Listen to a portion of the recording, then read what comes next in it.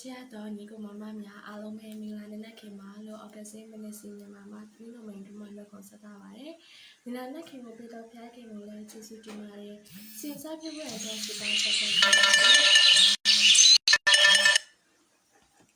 နောက်နေ့မြေကြီးကိုပဲစင်းတော့လက်ဖက်ခင်လေးနဲ့အနာလုံးလိုက်တောင်းတရလိုက်ကောင်းမစားအိဆန်နာခွေရပြီးတော့ခြေလက်ဆောင်လေးပြင်ထားခွေရပြီးတော့လည်းကျေးဇူးတင်ပါတယ်။ဒီနေ့တောင်းလုံးကိုရောပြန်နဲ့အနိုင်ပါတယ်။လူသားတယောက်စီတိုင်းဤသွားလာမလုပ်ကန်မှုရှင်တွေလည်းတူပါရှိတော့မှာ။ငါကောက်ချမသူများလည်းပြန်လည်းမိနေကောက်ချမနိုင်တော့ခွင့်လည်းပေးသနာတော်မှာ။ငါကောက်ချမသူများလည်းဆက်လက်ပြီးနေကောက်ချမစားပြင်လည်းလည်းတော့တူပါရှိတော့ကြောင့်ခေရှိတော်မှာနိုင်စတော်ဆက်ခဲ့ပါ၏။အာမင်။ဒီနေ့ဖတ်ဖို့ကြကဖတ်ဖို့ကြကဓမ္မရာဆိုရင်ပထမဆောင်အခန်းကြီး21မှ26ထိဖြစ်ပါတယ်။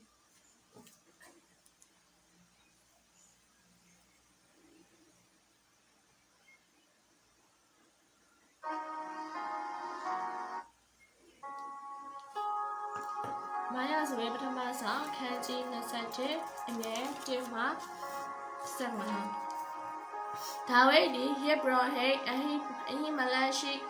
ဟိမလရှိရာနောဘမြို့သို့ရောက်၍အဟိမလသည်ဒါဝိဒ်နှင့်တွေ့သောအခါကြောက်၍သင်သည်လူတစ်ယောက်မျှမပါဘဲအဘဲကြောင့်တကိုယ်တည်းလာသည်ဟုမေးသောဒါဝိဒ်ကအရှင်ဘုရင်အမှုတော်တစ်ခုကိုအပ်၍ငါစိန်ခိုင်းမှထားတော်မူသောအမှုကိုအဘယ်သို့မသိစေနှင့်ဟုမေးတော်မူသောကြောင့်ငါကြုံတို့ကိုဤမြည်သောအရက်၌ဆောက်လင်းစေခြင်းကအရင်ဆေလွတ်လေပြီတို့ဖြစ်၍ကိုရောလက်၌ရှိသောမုံငါလုံးကိုတောင်းတော်လဲတွေ့သမျှကိုတော်၎င်းအကျွန်ုပ်လက်သို့အပ်ပေပါဟုယေဘရဟိအဟိမလအားတောင်း၏ယေဘရဟိကငါလက်၌လူတိုင်းစားရသောမုံမရှိလူလင်တို့သည်မိမကိုသာရှောင်လျက်တန်ရှင်သောမုံရှိသည်ဟုဒါဝိဒ်အားဆိုသည်ဒါဝိဒ်ကလည်းအကျွန်ုပ်ထွက်ကလေးကအဘယ်သူများမိမနဲ့မပေါင်းဖို့လူလင်တစားတို့သည်တန်ရှင်ပါ၏ထိုမုံလည်းလူတိုင်းစားရသောမုံကဲ့သို့ဖြစ်ပါ၏အကြောင်းမူကားယနေ့တန်ရှင်တော်မူသောမုံတက်ကိုတင်ထားလျက်ရှိပါ၏ဟုယေဘရဟိအားပြန်ပြောသောယေဘရဟိသည်ရှေ့တော်မုံမှတပါအခြားသောမုံမရှိသောကြောင့်တန်ရှင်တော်မုံကိုပေး၏ထိုရှေ့တော်မုံအစာ၌မုံတက်ကိုတင်အပ်သောငါထာဝရဘုရားရှေ့တော်မှာနှုတ်ပင်နှင့်ပြီးထိုနေ့၌အမှုတော်ထံအဝင်တိုးထင်းရက်အေတော်မျိုးသားတောကမြို့အရက်၌ရှိသောထာဝရဘုရားရှေ့၌ဆောက်ရ၏ဒါဝိဒ်ကလည်းအကျွန်ုပ်၌ဓာလန်ရှိသလောအမှုတော်ကိုအလင်းမြန်ဆောင်ရသောကြောင့်ဓာအစရှိသောလက်နက်တစ်စုံတစ်ခုမျှမပါဟုအဟိမလအားပြောသောယေဘရဟိကအေလာဂျာ၌တင်လှုပ်ကြံခဲ့သောဖိလတိလူဂေါလျက်ဤဓာသည်အဝတ်နှင့်ထုတ်ရလျက်တင်တိုင်းနောက်မှရှိ၏ဟုယူချင်းယူတော့အခြားသောဓာမရှိဟုဆိုလျက်ဒါဝိဒ်ကထိုဓာနှင့်တူသောဓာမရှိပေးပါတော့ဟုဆို၏ထိုနေ့၌ဒါဝိဒ်သည်ရှောလုကိုကြောက်သောကြောင့်ထ၍ဂါသာမင်းကြီးအာဂတ်ထံသို့ပြေးသွား၏အာဂတ်မင်း၏ကျွန်တို့ကဤဒါဝိဒ်ရှင်ပြန်ဖြစ်သည်မဟုတ်လောရှောလုအထောင်ဒါဝိဒ်အတောင်တက်လေစွာတကားဟုဤသူတို့ရှေ့မှာအလဲလက်ကာ၍တချင်းဆိုကြသည်မဟုတ်လောဟုရှောက်ကြ၏ထိုစကားကိုဒါဝိဒ်သည်မမိ၍ဂါဒမင်းကြီးအာဂတ်ကိုအလွန်ကြောက်သောကြောင့်ယူသောဟန်ဆောင်၍သူရှိမှအယူကဲ့သို့ပြုလက်တကားရွက်ပေါ်မှရေးထားသောမိတတွေးကိုနှုတ်စိတ်တွင်ယိုစေသည်အာဂတ်မင်းကလည်းကြည်ကြလောသူသည်အယူဖြစ်၏အဘဲကြောင့်ငါထံသို့တွင်ကြသည်အယူကိုငါသုံးလို့သည်ဟုတင်တို့သည်ထင်မြန်ငါရှိမှအယူလုံးစေခြင်းကဤသူကိုတွင်ကြသလောဤသူသည်နောနတို့ဝင်လောဟုအကျွန်ုပ်တို့အားဆို၏ဓမ္မရာဇဝင်ပထမဆောင်အခန်းကြီး7အငယ်1မှ23ဒါဝိဒ်သည်ထိုရက်မှပြင်၍အာဒလုံလန်ဥမင်းတို့ဘေးလွတ်၍ရောက်လေ၏သူ့ကိုများဆွေမျိုးများအပေါင်းတို့လည်းကြားလျင်သူထံသို့သွားကြ၏အမှုရောက်သူအကျွေးတင်တော်သူစိတ်ညစ်သူအပေါင်းတို့သည်သူထံမှစုဝေး၍လူ400ခန့်များရှိသဖြင့်ဒါဝိဒ်သည်သူတို့ကိုအုပ်ရ၏ထိုရက်မှာဂ မောဘဗီမိစာမျိုးပါသွား၍မောဘရှင်ပြန်အားဖျားသခင်၏အကျွန်ုပ်၌အဘယ်သို့ပြုမှုမည်ကိုအကျွန်ုပ်မသိဘဲနေစဉ်တွင်အကျွန်ုပ်မိဘသည်ထွက်လာ၍အကျွန်ုပ်ထံသို့နေရသောအခွင့်ကိုပေးတော်မူပါဟုလျှောက်သဖြင့်မောဘရှင်ပြန်ထံသို့သွား၍တွင်၍ဒါဝိဒ်သည်ခိုင်ခန့်သောဥမင်၌နေသည့်တကားနေသည့်ကာလပတ်လုံးမိဘတို့သည်မောဘရှင်ပြန်ထံမှနေကြ၏တဖန်ပရောဖက်ကခိုင်ခန့်သောဥမင်၌မနေနှင့်ထွက်၍ယူဒပြည်သို့သွားလောဟုဒါဝိဒ်အားဆိုလေ၏ဒါဝိဒ်သည်သွား၍ဟာရက်တော်၌နေ၏ထိုရက်၌ရှောလူသည်ကိဖာမြို့၌ကုန်းပေါ်တွင်တပင်အောက်မှလံကိုကင်မြတ်အကျွန်ုပ်ကျော်ပေါင်းတို့သည်ခြံရံလျက်နေ၏ဒါဝိဒ်နှင့်သူ၏လူတို့အပေါ်ကြောင့်ကိုရှောလူကြ၏အိုဗေယမိန်မျိုးသားတို့ယေရှဲ၏သားသည်လယ်များစပြည့်ဥယျာဉ်များကိုတင်းတို့ရှိသမျှ၌ဝေပေးနိုင်သလောတင်းတို့ရှိသမျှကိုလူထောင်အုပ်တရားအုပ်ခန့်အရာ၌ခန့်နိုင်သလောထို့သောပြုနိုင်သောကြောင့်တင်းတို့အပေါင်းသည်ငါဖက်၌တင်းဖွဲ့ကြလောငါသားသည်ယေရှဲ၏သားနှင့်မိဒါရာဖွဲ့ကြောင်းကိုတယောက်မျှမပြောငါတို့တယောက်မျှမဝမ်းနဲ့ငါကြုံသည်ယနေ့ပြုသည့်အတိုင်းငါကိုချောင်းမြောင်းစေခြင်းကငါသားနိုးစော်ကြောင်းကိုတယောက်မှမပြောဘဲနေပြီတကားအချမ်းရန်တို့အားဆိုလေတော့ရှောလူ၏ဂျုံအေတော်မျိုးသားတော်ကယေရှဲ၏သားအဟိတု၏သားအဟိမလ၏ရှိရာနောဘမီတို့ရောက်ကြောင်းကိုကျွန်ုပ်မြင်ပါ၏အဟိမလသည်ယေရှဲ၏သားဖို့ထာဝရဘုရားထံ၌မင်းမြတ်၏စားစရိတ်ကို၎င်းဖိလတိလူဘောလျက်၏ဓာကို၎င်းပေးပါ၏ဟုကြားလျှောက်၍ရှင်မြင်းသည်အဟိတု၏သားယေဘရဟိအဟိမလနှင့်သူ၏ဆွေမျိုးဟုသောနောဘမျိုး၌နေသောယေဘရဟိပေါင်းကိုခေါ်၍သူတို့သည်အထံတော်သို့ရောက်လာ၏ရှောလူကလည်းအဟိတု၏သား9000လောဟုဆိုလျင်အဟိမလကအကျွန်ုပ်ရှိပါသည်သခင်ဟုလျှောက်လေ၏ရှောလူကလည်းတင်နှင့်ယေရှဲ၏သားသည်အဘဲကြောင့်ငါတစ်ဖက်၌အသင်းဖွဲ့ကြသည်သူသည်ယနေ့ပြုသည့်အတိုင်းငါကိုပုံကန်ခြင်းကတင်သည်မုံနှင့်ဓာကိုပေး၍သူ့ဖို့ဖျားသခင်ထံတော်မှမေးမြန်းပြီးတကားဟုဆိုသောဤမလကကိုရောဤကျွန်တော်တွင်ဒါဝိဒ်ကဲ့သို့အဘဲသူတစ္ဆာရှိသည်။တမတ်တော်ဖြစ်ပါ၏စေခိုင်းတော်မူသောသူနန်းတော်၌အသေးရှိသောသူဖြစ်ပါ၏ထိုကာလ၌အကျွန်ုပ်ဒီဒါဝိဒ်ဖို့ဖျားသခင်ထံတော်၌မင်းများစွာပြုသလောထိုမှုနှင့်ဝေးပါစေသောရှင်မြင်းကြီးကိုရောကျွန်နှင့်ကျွန်ုပ်ဤစေမျိုးတစုံတယောက်မှအပြည့်တင်တော်မူပါနှင့်ကိုရောကျွန်သည်ဤအမှုအကြီးငယ်အားဖြင့်မှမတိပါဟုရှင်မြင်းအားလျှောက်လေ၏ရှင်မြင်းကအဟိမလက်တင်နှင့်တင်ဤဆွေမျိုးပေါင်းတို့သည်ဧကအမှန်တရားမည်ဟုဆိုလျက်ထာဝရဘုရား၏ယေဘရဟိတို့သည်ဒါဝိဒ်ဘက်မှနေ၍သူပြေးချောင်းကိုတည်တော်လဲငါအားမကြားမပြောသောကြောင့်သူတို့ကိုလဲ၍တက်ကြသည်ဟုခြံရံလျက်ရှိသောခြေတို့အားအမိတ်ရှိသည်တော်လဲရှင်ပြန်၏ကျွန်တို့သည်ထာဝရဘုရား၏ယေဘရဟိကိုမလုကြံပဲနေကြ၏တဖန်ရှင်ပြန်ကတင်သည်လဲ၍ယေဘရဟိတို့ကိုလုကြံတော်ဟုတောကအားမိတ်တော်မူသည်အေရောမျိုးသားတောကသည်လဲ၍ပိတ်တင်တိုင်းကိုဝတ်တော်ယေဘရဟိ85ပါးကိုလောက်ကျန်သဖြင့်ထိုနေ့၌တက်လေ၏ယေဘရဟိပိုင်တော်နောဘမျိုးကိုလည်းတာ၍ယောက်ျားမိန်းမသူငယ်နှိုးဆိုစား၍ဘွားမြည်တိုးတို့ကိုဓာတ်နှင့်လောက်ကျန်လေ၏ဟိတောဤသားဖြစ်သောအဟိမလက်ဤသားတို့တွင်အဘာသားမြည်ရှိသောသူတယောက်သည်လော့၍ဒါဝိဒ်ရှိရာသို့ပြေးလေ၏ထာဝရဘုရား၏ယေဘရဟိတို့ကိုရှောလူလုံးကြံကြောင်းကိုအဗျာသားကဒါဝိဒ်အားကြားပြောသောအခါဒါဝိဒ်ကအေရောမျိုးသားတောကသည်ရှောလူအားပြောမည်ဟုသူတို့တွေ့သောအခါတွေ့သောနေ့၌ငါရိပ်မိ၏ငါသည်တင်၏ဆွေမျိုးအပေါင်းတို့ကိုတည်စေခြင်းကငါပြုမှုပါပြီတကားငါနှင့်တူနေပါလောမစိုးရိမ်နဲ့ငါအသက်ကိုရှာတော်သူသည်တင့်အသက်ကိုရှာ၏ငါနှင့်အတူနေလျင်ဘေးလောပါလိမ့်မည်ဟုအဗျာသားအားပြောဆို၏ဓမ္မရောက်ဆွေပထမဆောင်ခန်းကြီး23အငယ်1မှ29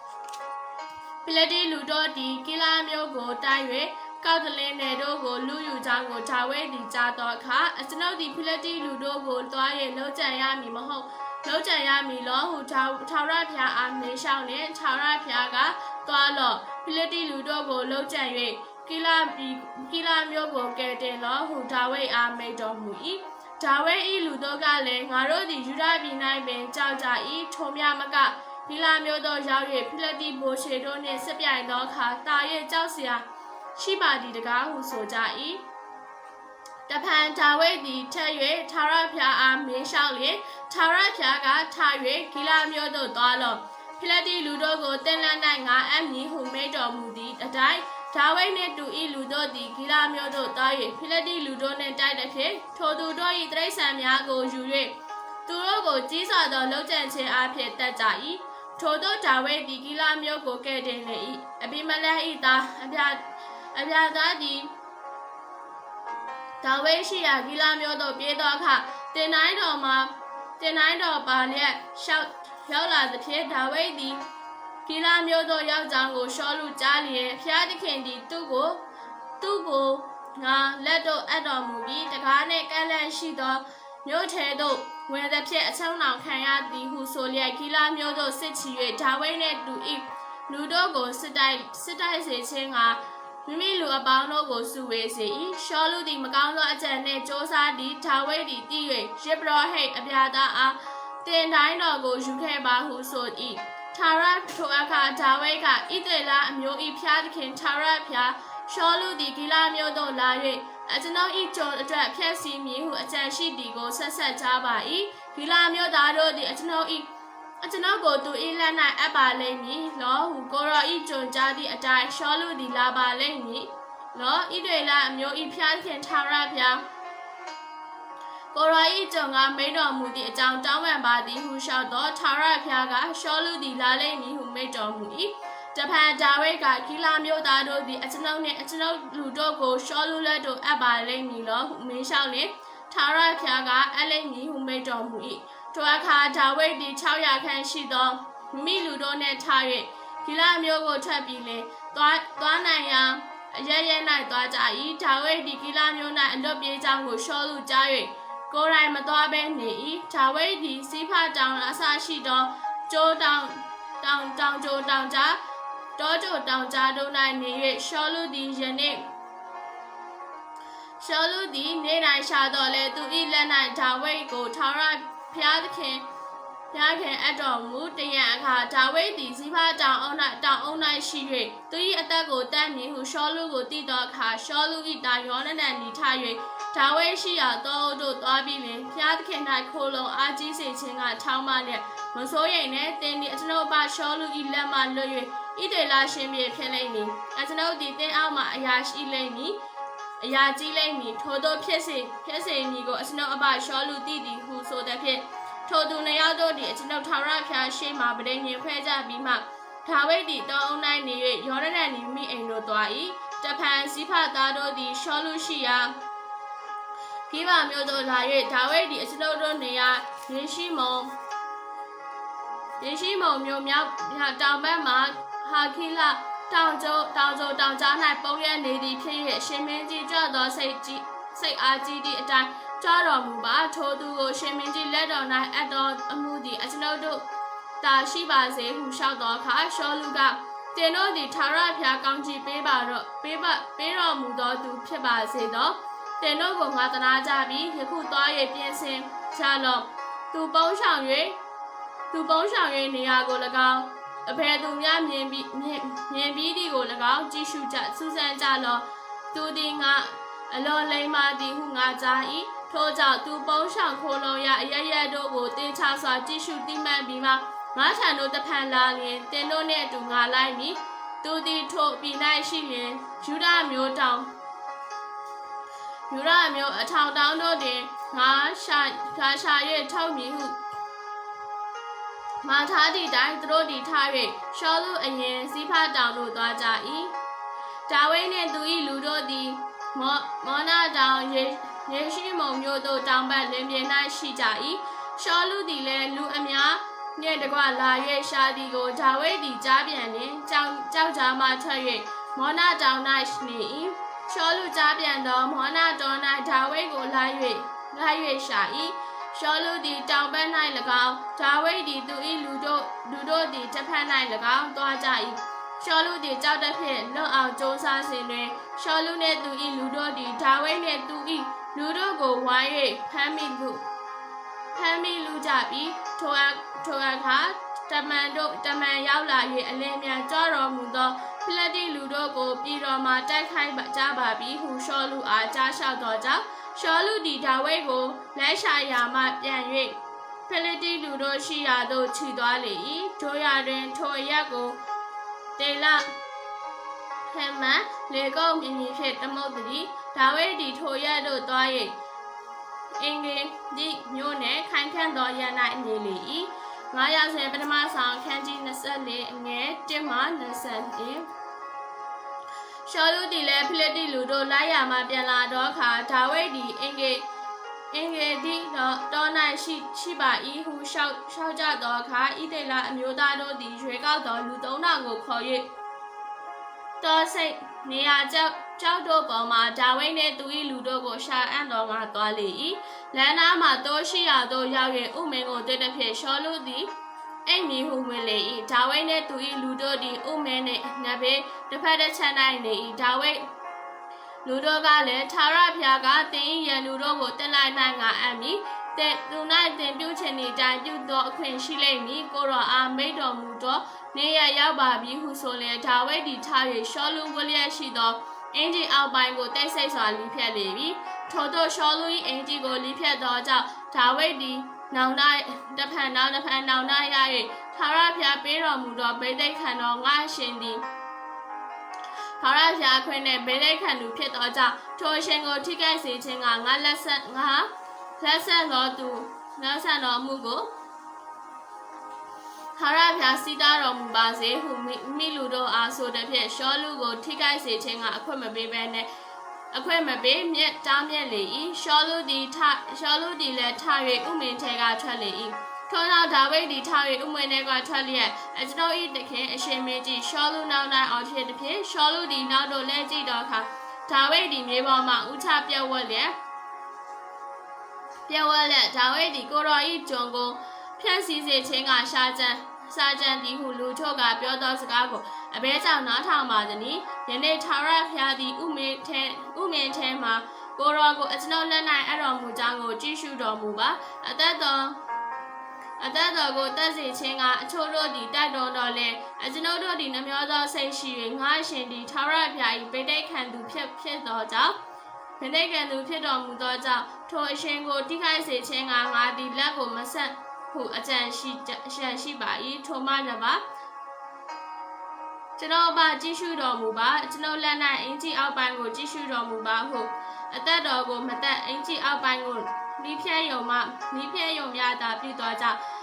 ကျွန်ုပ်ဒုစရိုက်အပြည့်နဲ့အပြည့်မရှိလွန်ကျူးခြင်းအပြည့်ရှိကြောင်းကိုသိမြင်လာ၏ကိုရောကိုပြစ်မှာပါသို့တော်လည်းကျွန်ုပ်အသက်အတော်ငါလိုက်ရရှာတော်မူပါတကားထာဝရဘုရားသည်ကျွန်ုပ်နှင့်ကိုရောဆက်ကြမှာစီရင်တော်မူပါစေသောကျွန်ုပ်အားပြစ်ပေးတော်မူသောအပြစ်ကိုထာဝရဘုရားဆက်တော်မူပါစေသောတို့ရတွင်ကျွန်ုပ်လက်သည်ကိုရောပေါ်သို့မရောက်ပါစေနဲ့ရှေ့ပုံစကားလာသည့်အတိုင်းသို့သောသူလည်းမှသို့တော်မူထွက်တတ်၏တို့ရတွင်ကျွန်ုပ်လက်သည်ကိုရောပေါ်သို့မရောက်ပါစေနဲ့ဣသေလရှင်မြင်းသည်အဘယ်သူ၏အသက်ကြောင့်ကြွလာမှုသနည်းကိုရောသည်အဘယ်သူကိုလိုက်ရှာတော်မူသနည်းခွေးသေးကောင်ကိုလိုက်ရှာ၍ရှာတော်မူသလောခွေးလေကိုလိုက်၍ရှာတော်မူသလောတို့ဖြစ်၍ထာဝရဘုရားသည်တရားသူကြီးလုပ်တော်မူပါစေသောကျွန်ုပ်နှင့်ကိုရောဆက်ကြစီရင်တော်မူပါစေသောကြည်ရှု၍ကျွန်ုပ်မှုကိုစောင့်သဖြင့်ကျွန်ုပ်ကိုရောလက်မှကယ်လွတ်တော်မူပါစေသောရှောလူအားလျှောက်လေ၏ထို့သောရှောလူသည်ဒါဝိဒ်သည်ရှောလူအားကျွန်ုပ်အကုန်ဆင်လျှောက်ဆိုပြီးမှရှောလူကငါသားဒါဝိဒ်ငါကြားသောစကားအတန်သည်တင်း၏စကားအတန်တော်ဟုမေးလျှောက်လျင်အတန်လွင့်ရင်ကိုကြွေးလေ၏တဖန်လည်းတင်းသည်ငါထက်သာ၍တရားဆောက်၏တင်းအကျိုးကိုငါဖြတ်တော်လဲတင်းသည်ငါ၌အကျေးဇူးပြုပြီးငါ၌အဘယ်သို့ကျေးဇူးပြုသည်ကိုတင်းသည်ယနေ့ပြပြီးအကြောင်းမူကားထာဝရဘုရားသည်တင်းကိုငါကိုတင်းလက်မှအပ်တော်မူတော်လဲတင်းကိုမတက်ပဲနေသည်တကားလူသည်ရန်သူကိုတွေ့လျင်ချမ်းသာစွာလွတ်လိမ့်မည်လောတို့ဖြစ်၍သူသည်ငါတင်းသည်ငါ၌ယနေ့ပြုတော်ကျေးဇူးကိုထာဝရဘုရားဆက်တော်မူပါစေသော ယခုမှတင်နေဆင်ဆက်ရှင်ပြန်ဖြစ်လိမ့်မည်ဟူ၍၎င်းထဣရေလအမျိုးသည်တင်းလန်း၌တီလိမ့်ဟူ၍၎င်းငါမှန်သည်တို့ဖြစ်၍တင်းသည်ငါ၏တားစဉ်မြေးဆက်တို့ကိုတုတ်တင်မတုတ်တင်ငါဆွေမျိုးထဲကငါ၏နာမကိုမဖယ်ရှင်းမည်အကြောင်းထာဝရဘုရားကိုတိုင်တယ်၍ငါအားကျိန်ဆိုခြင်းပြုလောဒါဝိဒ်အားဆိုပြီးမှဒါဝိဒ်သည်ရှောလု၏ကျိန်ဆိုခြင်းအားရှောလုအားကျိန်ဆိုခြင်းကိုပြု၍ရှောလုသည်မိနေရာသို့ပြန်သွား၏ဒါဝိဒ်နှင့်သူ၏လူတို့သည်ခိုင်ခံ့သောရက်တို့သွားကြ၏မာယာဆိုရင်ပထမဆောင်အခန်းကြီး25အငယ်1မှ44ထိုနောက်မှရှမွေလတည်သောအခါဣရေလအမျိုးသားအပေါင်းတို့သည်စုဝေး၍ငိုကြွေးမြည်တမ်းခြင်းကိုပြုသဖြင့်ယာမမြို့၌သူ၏အိမ်၌တကြိုကြ၏ဒါဝိဒ်သည်ထ၍ပါရန်တော်သို့သွားလေ၏ထိုအခါမောနာရန်၌နေ၍ကာရာမေလမြို့၌ဥစ္စာများသောသူတို့ရှိ၏ထိုသူသည်လူကြီးဖြစ်၍တောတောင်းထောင်စိတ်တကောင်ရာတတ်၏ကာရာမေလအမျိုးမှတုံးမွဲကိုညက်လေ၏ထိုသူ၏အမိကနာဗလသူ၏မယားအမိကအပိကဲလာထုံမိန်မသည်ညံကောင်း၍အစင်းလှ၏ယောက်ျားမူကခတ်ထန်သောတဘောရှိ၏သို့သောမှုကိုပြုတတ်၏ကာလဆွေမျိုးဖြစ်နာဗလသည်တုံးမွေးညက်နေကြောင်းကိုဒါဝိဒ်သည်တော၌ကြားရင်လူလင်တကြိတ်တို့ကိုခေါ်၍နာဗလရှိရာကာရာမေလအမျိုးတို့သွားကြတော့စီးစိမ်ကြည့်သောထိုသူကိုငါကိုစားနှုတ်ဆက်၍ပြောရမည်မှာကိုရောမဆ၍ကိုရောဤအိမ်ကိုရောဤနှင့်ဆိုင်သမျှသောကိုရောနှင့်ဆိုင်သမျှတို့၌ချမ်းသာပါစေသောကိုရော၌တုံးမင်းရသောသူရှိကြောင်းကိုအကျွန်ုပ်ကြားပါ၏အကျွန်ုပ်နှင့်အတူနေသောကိုရောဤတိုးတို့ကိုအကျွန်ုပ်မပြစ်မှာပါသူတို့သည်ကာရာမေလမျိုးမှနေသောကာလပတ်လုံးသူ၏ဥစ္စာတစ်စုံတစ်ခုမျှမပြောက်ပါကိုရောဤလူလင်တို့ကိုမေးမြန်းပါတော့သူတို့ကိုပြောပါလိမ့်မည်ထို့ကြောင့်အကျွန်ုပ်ဤလူလင်တို့သည်ရှေ့တော်၌မျက်နှာရပါစေအကျွန်ုပ်တို့သည်မင်္ဂလာနေ့၌ရောက်ပါ၏လက်တော်၌ရှိသမျှတို့ကိုကိုရောဤကြော်များကိုရောဤသားဒါဝိဒ်အားပေးသနာတော်မူပါဟုနှုတ်ဆက်ရမည်အကြောင်းမှထား၍လွတ်လိုက်လေ၏ဒါဝိဒ်၏လူလင်တို့သည်နာဗလထံသို့ရောက်သောအခါဒါဝိဒ်မှထားသောစကားကိုပြန်ပြောပြီးလျှင်တိတ်ဆိတ်စွာနေကြ၏နာဗလကလည်းဒါဝိဒ်ကအဘယ်သူနည်းယေရှဲ၏သားကအဘယ်သူနည်းယခုကလာ၌သခင်ကိုပုန်ကန်သောကြုံများတကားငါသည်ငါတို့ညတ်တို့ကိုသူ့ဖို့ပြင်ဆင်သောငါမုံငါရေငါမဲသားကိုယူ၍ငါမသိသောလူတို့အားပေးမိလောဟုဒါဝိဒ်၏လူလင်အားပြောဆို၏ဒါဝိဒ်၏လူလင်တို့သည်လှည့်သွား၍ထိုစကားအလုံးစုံတို့ကိုဒါဝိဒ်အားပြန်လျှောက်လျင်ဒါဝိဒ်ကလည်းလူတိုင်းမိမိခါစီလူတိုင်းမိမိဓာကိုခါ၌စီးစိမ့်စီဟုမိမိလူတို့အားဆိုလျက်မိမိဓာတို့ကိုစီးလေ၏လူ400တို့သည်ဒါဝိဒ်နောက်သို့လိုက်ကြ၏200တို့သည်ဥစ္စာပစ္စည်းများကိုစောက်ယူနေကြ၏လူလင်တို့သည်ဒါမလမယာအမိဂေလထံသို့သွား၍ဒါဝိဒ်သည်အကျွန်ုပ်တို့သခင်ကိုနှုတ်ဆက်အံ့သောငါတမန်တို့ကိုတောမဆေလို့၍အကျွန်ုပ်တို့သခင်သည်သူတို့ကိုဆဲပါ၏ထိုသူတို့သည်ကျွန်ုပ်တို့၌အလွန်ကျေးဇူးပြုပါပြီအကျွန်ုပ်တို့သည်တော၌နေ၍သူတို့ပေါင်းဖော်သောကာလပတ်လုံးအရှုံးမခံဥစ္စာတစ်ခုမျှမပြောက်ပါအကျွန်ုပ်တို့တိုးထိန်၍သူတို့နှင့်ပေါင်းဖော်သောကာလပတ်လုံးသူတို့သည်နေညအစဉ်ကွဲကာလျက်နေပါ၏တို့ဖြစ်၍သခင်မသည်အဘယ်တို့ပြုသည်နည်းဟုကြည့်ရှုဆောင်ဆင်ခြင်ပါနှင့်အိမ်သားပေါင်းတို့ကိုဘေးပြုပါမည်ဟုစီရင်များပါ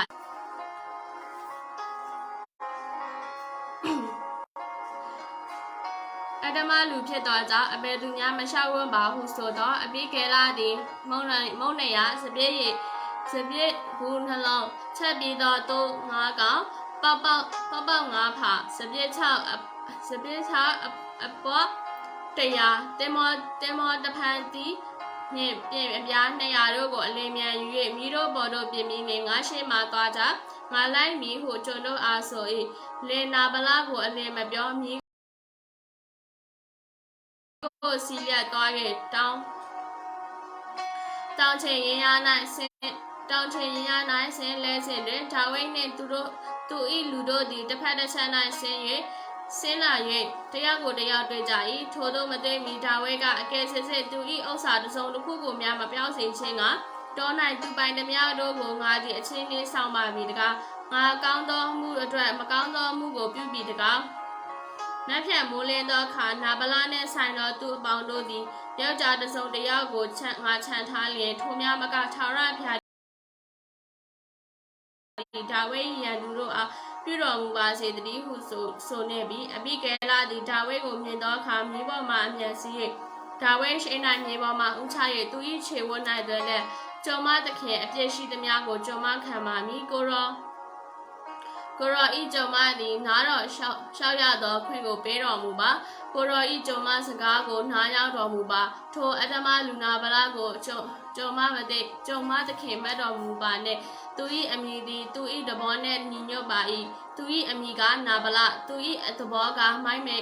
ခြင်းဖြစ်သည်သခင်ကိုဆေလွတ်သောလူလင်တို့ကိုရောဤကျော်မမမြင်ရပါယခုမှကျော်မသခင်ကိုရောသည်လူအသက်ကိုတက်ခြင်းကမသွားကြောင်းကိုလက်နှင့်ကိုမှုကိုဆောက်၍အပြစ်ဒဏ်မပေးကြောင်းထာဝရဘုရားစီရင်တော်မူသည်ဖြစ်၍ထာဝရဘုရားအသ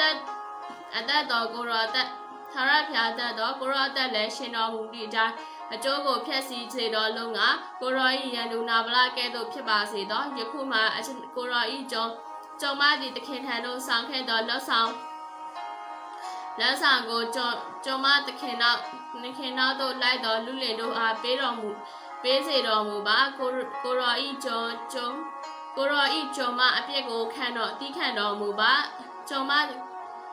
မသခင်သည်ထာဝရဘုရားဘက်မှစစ်တိုက်တော်ကြောင့်၎င်းတသက်လုံးကိုရောဤအပြစ်တင်စရာအခွင့်မရှိသောကြောင့်၎င်းထာဝရဘုရားသည်ကြုံမသခင်ဖို့ခိုင်ခန့်မြဲမြံသောအိမ်တို့ကိုတိဆောက်လိမ့်မည်ကိုရောသည်အသက်ကိုတန်အံ့သောငါလူအချို့တို့ကိုထား၍ရှာသလောကိုရောဤဖျားခင်ထာဝရဘုရားသည်ကျွန်ုပ်ဤသခင်ဤအသက်ထုံ၌နှောင်ခွဲတော်မူလိမ့်မည်ငါလွှဲထားလောက်လွဲထဲကပြစ်တကယ်တို့ပြစ်တော်မူဒီတိုင်းကိုရော၌ယေရှုပြတော်ဣသေလမျိုးကိုအုပ်ဆိုစေခြင်းကခန့်တော်မူသောအခါကျွန်ုပ်ဤသခင်ကိုရောသည်အကြောင်းမရှိဘဲလူအသက်ကိုတတ်မိသောကြောင့်၎င်းကိုမှုကိုဆောင်၍အပြစ်ဒဏ်ပေးတော်မူသောကြောင့်၎င်းကျွန်ုပ်၏သခင်ကိုရောသည်စိတ်ညှိုးငယ်ခြင်းကိုအပြစ်တင်ခြင်းနှင့်ကင်းလွတ်တော်မူပါစေသောထာဝရဘုရားသည်ကျွန်ုပ်၏သခင်ဖြစ်တော်မူပြီးမှကိုရောဤကြုံမကိုအောင်းမေတော်မူပါစေဟုလျှောက်လေ၏ဒါဝိဒ်ကလည်းယနေ့ငါနှင့်တွေ့စေခြင်းကတင့်ကိုဆေလွတ်တော်မူသောဣသေလမျိုး၏ဖျားခင်ထာဝရဘုရားမင်္ဂလာရှိစေတော်မူသည်တင်ပေးသောကြံဒီမင်္ဂလာရှိစေသည်ယနေ့ငါသည်လူသက်ကိုတန်တော်ကမတော်ရမည်အကြောင်းဟိုတော့ကိုလက်နှင့်ကိုမှုကိုပြစ်ဒဏ်ကိုမပေးရမည်အကြောင်းစီတာသောတင်သည်မင်္ဂလာရှိစေသည်အကယ်စစ်တင်ကိုငါမငင်းဆက်ရမည်အကြောင်းစီတာတော်မူပါဣသေလမျိုးဤဖျားခင်ထာဝရဘုရားအသက်ရှင်တော်မူသည့်တိုင်တင်ဒီငါနဲ့တွေ့စေခြင်းကအလင်းမလာလင်းအကယ်စစ်နတ်ဖြန်မိုးလေးတော့ခါနာဗလာ၏လူယောက်ျားတစ်စုံတစ်ယောက်ကိုများငါမချန်ထားအဘိဂဲလာအားပြောဆိုလျက်သူဆောင်ခဲ့သောလက်ဆောင်ကိုသူ၏လက်မှခံ၍သူတင်ဒီနေရာအိမ်တို့ငြိမ်ဝတ်စွာသွားလောတင်၏စကားကိုနားထောင်ပြီးတင်၏မျက်နှာကိုထောင်းမနေမည်ဟုဆိုလျက်အဘိဂဲလာကလည်းနာဗလာထံသို့ပြန်သွား၍သူသည်ရှင်မြင်း၏ပွဲကဲ့သို့ပွဲကိုမိမိအိမ်၌ခံတဲ့ဖြစ်ရမှုရရှင်လန်းနေသောကြောင့်မိုးမလင်းမီမရသည့်အလင်းမပြောမိုးလင်း၍နာဗလာတောက်သောစပြည့်၏အရှိန်ကုန်သောအခါထိုမှုကိုမရပြောသဖြင့်သူသည်နှလုံးသေး၍ကြောက်ကဲ့သို့ဖြစ်၏ဆယ်ရက်လွန်ပြီးမှထာဝရဘုရားတန်ခတ်တော်မူသဖြင့်နာဗလာသေးလေ၏နာဗလာသေးကြောင်းကိုဂျာဝိဒ်ကြားသောအခါခံရသောကဲ့ရဲ့ချေမှုကိုဆောင်၍နာဗလာလက်မှနှုတ်ယူတော်မူ၍ကိုရောကြုံကိုဒုစရိုက်နှင့်ကင်းလွတ်တော်မူသောထာဝရဘုရားသည်မင်္ဂလာရှိစေတော်မူ၏ထာဝရဘုရားသည်နာမလဒုစရိုက်ကိုသူ့ကောင်းပေါ်မှရောက်စေတော်မူပြီးဟုဆို၏တဖန်လူကိုဆေလွတ်၍အဘိဂဲလနှင့်နှစ်ထပ်ခြင်းကနှုတ်ဆက်လေ၏ဒါဝိဒ်၏ကျွန်တို့သည်အဘိဂဲလရှိရာကာရာမီလသို့ရောက်သောအခါဒါဝိဒ်သည်သခင်မနှင့်လက်ထပ်စေခြင်းကကျွန်တို့ကိုဆေလွတ်တော်မူဟုဆို၍အဘိဂဲလသည်ထ၍မြေပေါ်မှပြန်လို့ရကျွန်မသည်ကျွန်မ၏သခင်၏ ကျွန်တို့ခြေကိုခြေတော့စေတော့ကျွန်မိမဖြစ်ပါစေတော့ဟုဆိုပြီးမှအလင်းမြန်ထား၍မိနောက်သို့လိုက်၍ကျွန်မ9ယောက်ပါလျက်မြင်းစည်းပါသဖြင့်ဒါဝိဒ်ကိုဆေလွတ်တော်လူတို့နှင့်တကွလိုက်၍ဒါဝိဒ်၏ခင်ပွန်းဖြစ်လေ၏ဒါဝိဒ်သည်ယေစာရေလာမျိုးတို့အဟိနောင်ကိုလည်းသိယူ၍ထိုမိမ2ယောက်တို့သည်သူ၏ခင်ပွန်းဖြစ်ကြ၏ရှောလူသည်မိသမီးဖြစ်သောဒါဝိဒ်၏မယားမိခါလာကိုဂါလိန်မြို့သားဖြစ်သောလဲရှာဤသားဖိလိတိအားပေးစားနေပြီမာယာစေပထမဆောင်ခန်းကြီး26အငယ်1မှ25ဂျပန်ကစီဖာသားတို့သည်ရှောလူရှိရာခိဖာမြို့သို့လာ၍ဒါဝိဒ်သည်ယေရှိမုန်မြို့မှာဟာခိလာတော်၌ပုံရှောင်နေပါသည်မဟုတ်လောဟုရှောက်လျင်ရှောလူသည်ထား၍ရေကောက်တော်မူသောဣဒေလလူ3000ပါလျက်စီဖာတော်၌ဒါဝိဒ်ကိုရှာရှင်းကသွားလေ၏ရှောလူသည်ယေရှိမုန်မြို့ရှိဟာခိလာတောင်ပေါ်မှလမ်းနားမှာတက်ချ၏ဒါဝိဒ်သည်တော်၌နေ၍ရှောလူလိုက်ရှာကြောင်းကိုသိမြင်သောအခါတရှိုးကိုဆေလွတ်၍ရှောလူရောက်ကြောင်းကိုတက်ကတည်၏ထိုအခါဒါဝိဒ်သည်ထား၍ရှောလူတက်ချရာရက်သို့ရောက်သည်ဖြင့်ရှောလူ၏ဗိုလ်ချုပ်မင်းနေရာ၏သားအာဗနာအိယအရက်ကိုကြည့်ရှုလေ၏ရှောလူရထားတဲ့အလယ်၌အိလျက်တက်သားတို့ကိုပတ်လေနေရာကြ၏ဒါဝိဒ်ကလည်းရှောလူရှိရာတက်တို့ငါနဲ့သူပဲလိုလိုက်နေနေဟုဟိတ်တိလူတို့ဟိတ်တိအမျိုးသားအဟိမလတ်နှင့်ဇေယုံယာ၏သားရွာဘအမျိုးရွာဘညီအဘိရှဲတို့ကိုမေးလျက်အဘိရှဲကအကျွန်ုပ်ကိုကျွန်တော်လိုက်ပါမည်ဟုရှောက်တဲ့အတိုင်းဒါဝိဒ်နှင့်အဘိရှဲတို့သည်ညအခါတက်များရှိရာသို့သွား၍ရှောလူသည်ယထာတက်အလဲမှအိပ်ပျော်လျင်လန်ဒန်ခေါင်းရဲ့နားမှာမြေ၌ဆိုင်လျက်အာဗနာနှင့်တက်တာများကိုပတ်လည်အိပ်လျက်ရှိကြ၏အဘိရှဲကဘုရားခင်ကိုရော၏ရန်သူကိုရော၏လက်၌ယနေ့အပ်တော်မူပြီးထို့ကြောင့်ကျွန်တော်ဒီမြေပေါ်မှာလန်ဒန်နှင့်တစ်ချက်တည်းထိုးပါရစေဟုကျွန်ုပ်တောင်းပန်ပါ၏နှစ်ချက်တိုင်အောင်မထိုးပါဟုဒါဝိဒ်အားလျှောက်တော်လဲဒါဝိဒ်ကသူ့ကိုမပြုနဲ့ထာဝရဘုရားခွင့်နဲ့ဗိသိက်ခံတော်သူကိုအဘယ်သူအပြစ်လွတ်မည်နည်းတိုက်ခိုက်သည်နည်းဟုအဘိရှဲအားပြန်ဆိုလေ၏တဖန်ဒါဝိဒ်ကထာဝရဘုရားသက်ရှင်တော်မူသည့်တိုင်တန်ခတ်တော်မူပြီးတို့မဟုတ်သူသေးချိန်ရောက်လိမ့်မည်တို့မဟုတ်စစ်တပ်ရ၌အသက်ဆုံးလိမ့်မည်ထာဝရဘု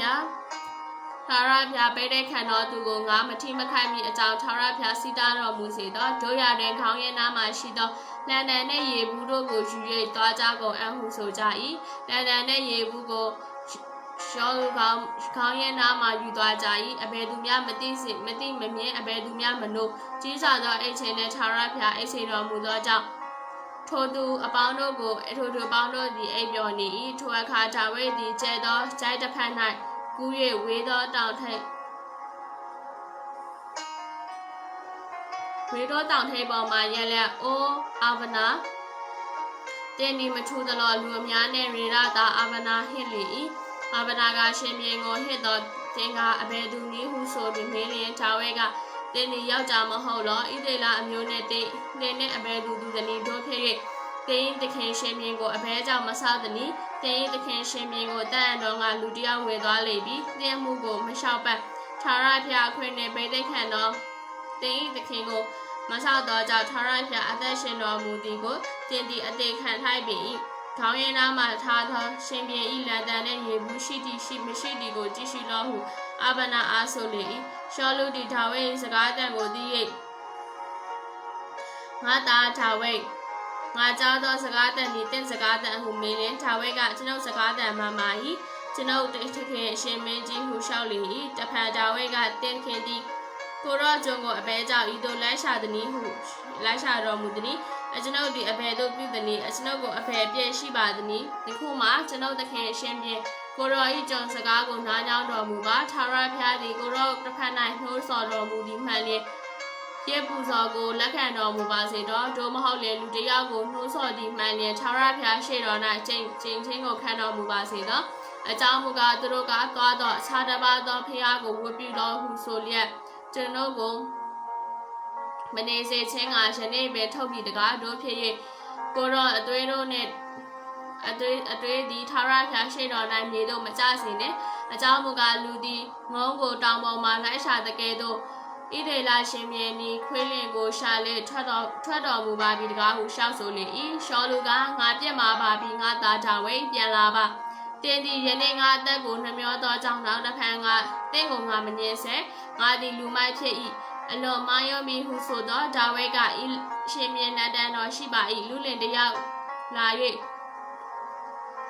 လူစေတော်မူပါလူအသီးသီးတို့သည်ဖြောင့်မတ်ခြင်းတစ္ဆာဆောက်ခြင်းရှိသည့်အတိုင်းထာဝရဘုရား၏အကျိုးကိုဆက်တော်မူပါစေတော့ထာဝရဘုရားသည်ယနေ့ကိုရောကိုကျွန်တို့လက်၌အပ်တော်မူသောလဲထာဝရဘုရားပေးတော်မူသောဘိသိက်တို့ကိုကျွန်ုပ်မထိမခိုက်ပါယနေ့ကိုရောအသက်ကိုကျွန်ုပ်နှမျောသည်ညီသူကျွန်ုပ်အသက်ကိုထာဝရဘုရားနှမျော၍ကျွန်ုပ်ခတ်သိမ်းကျွန်တော်ကိုခတ်သိမ်းတော့ဒုက္ခထဲကကယ်နှုတ်တော်မူပါစေတော့ဟုပြန်လျှောက်လေ၏ရှောလူကငါသာဒါဝိတင်းဒီမင်္ဂလာရှိစေသောပြုလေရရ၌အောင်မြင်စေတော့ဟုဒါဝိအားဆိုမိမှာဒါဝိသည်ထွက်သွား၍ရှောလူသည်လည်းမိနေရသူပြန်လေ၏ကျောင်းတော်သူတယောက်စီတိုင်းဒီနေ့လာလို့ကြိုက်မှုထူးစီတိုင်းဆင်းနေဖြတ်ပြကြပါစေဖျားခင်တာ၍ကောင်းချီးပေးပါစေ